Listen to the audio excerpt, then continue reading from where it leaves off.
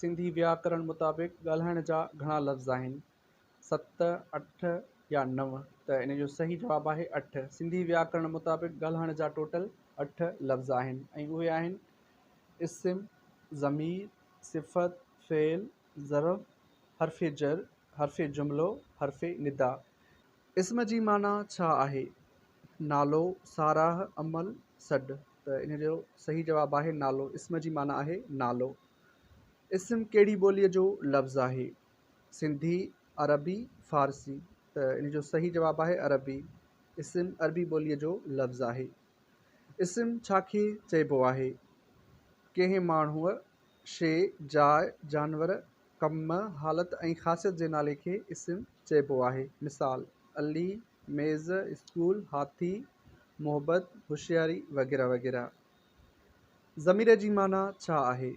नालो, साराह, एवज़, बदिरां, पारां, सॾ। ज़मीर जी माना आहे एवज़, बदिरां या पारां। ज़मीर छा खे चइबो आहे? अहिड़ा लफ़्ज़ जेके इस्म जे बदिरां कमु अचनि तन खे ज़मीर चइबो आहे। मिसाल, मां, तव्हां, हुन, असां, कंहिं, हुननि, कंहिंजो वग़ैरह वग़ैरह। हाणे ही ॿ जुमिला ॾिनल आहिनि। त पहिरें में आहे अहमद मानी खाए थो। हिन में अहमद इस्म आहे। खां पोइ हेठियों जुमिलो आहे त हू मानी खाए थो। त अहमद खे कटे करे असां हू लॻायो त हू ज़मीर आहे, इस्म जी जॻह ते कमु आयो। सिफ़त जी माना छा आहे? नालो, साराह, अमल या सॾ। त इन जो सही जवाबु आहे साराह। सिफ़त जी माना आहे साराह। सिफ़त छा खे चइबो आहे? अहिड़ा लफ़्ज़ जेके इस्म जो गुण, अवगुण, अंदाज़, मिक़दार या रंग ॿुधाइनि तन खे सिफ़त चइबो आहे। मिसाल, सुठो, होशियारु, जडो, कारो, वॾो, अठ, कुझु वग़ैरह वग़ैरह। फ़ेल जी माना छा आहे? नालो, साराह, अमल या कम, सॾ। त इन जी सही माना आहे अमल या कम।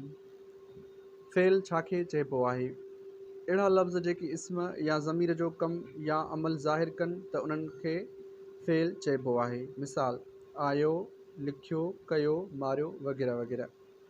ज़र्फ़ जी माना छा आहे? थां, अंदाज़, साराह, अमल, सॾ। त इन जो सही जवाबु आहे थां, अंदाज़। ज़र्फ़ जी माना आहे थां या अंदाज़। ज़र्फ़ छा खे चइबो आहे? अहिड़ा लफ़्ज़ जेकी रीत, क़दुरु, अंदाज़, हाकार, नाकार ऐं वक़्तु ज़ाहिर कनि तन खे ज़र्फ़ चइबो आहे। मिसाल, काल्ह, जेॾांहुं, अॼु, तेज़, हा, न, हेठि, मथे वग़ैरह वग़ैरह। जर जी माना छा आहे? कशिश या छिक, साराह, अमल, सॾ। त इन जो सही जवाबु आहे छिक या कशिश। जर जी माना आहे छिक या कशिश। हर्फ़े जर छा खे चइबो आहे? अहिड़ा लफ़्ज़ जेके इस्म या ज़मीर जे पुठियां कमु अचनि उन जो तालिक़ जुमिले जे पोएं इस्म या ज़मीर सां ॾेखारनि त उन्हनि खे हर्फ़े जर चइबो आहे। मिसाल, जो, ते, सां, हेठां, में, पोयां, अंदरि, मथे वग़ैरह वग़ैरह। जुमिलो जी माना छा आहे?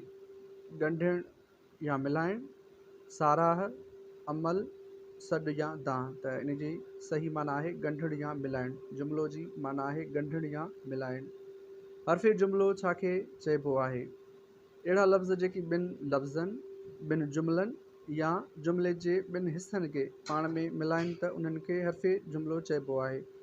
मिसाल, मगर, ऐं, त, या, पर, बे, पिण वग़ैरह वग़ैरह। हाणे ही अहिड़ा लफ़्ज़ आहिनि जेके हर्फ़े जुमिले जा मिसाल आहिनि ऐं ही ॿिनि लफ़्ज़नि खे, ॿिनि जुमिलनि खे, जुमिले जे ॿिनि हिसनि खे पाण में ॻंढींदा आहिनि। निदा जी माना छा आहे? कशिश, साराह, अमल, सॾ या दांह। त इन जो सही जवाबु आहे सॾ या दांह। निदा जी माना आहे सॾ या दांह। हर्फ़े निदा छा खे चइबो आहे? अहिड़ा लफ़्ज़ जिन मां ॾुख, ख़ुशी, अजब, एहसासात ऐं जज़्बात जो इज़हार करे सघिजे त उनखे हर्फ़े निदा चइबो आहे। मिसाल, ओ, अड़े, अफ़सोस, वाह वाह, घोड़ा ॾे, मार, शल वग़ैरह वग़ैरह। सो ही सिंधी व्याकरण में ॻाल्हाइण जा 8 हिसा हुया जिन जो इंट्रोडक्शन ऐं उन्हनि जी माना मां तव्हांखे ॿुधाई। उमेदु आहे तव्हांखे लेक्चर पसंदि आयो हूंदो।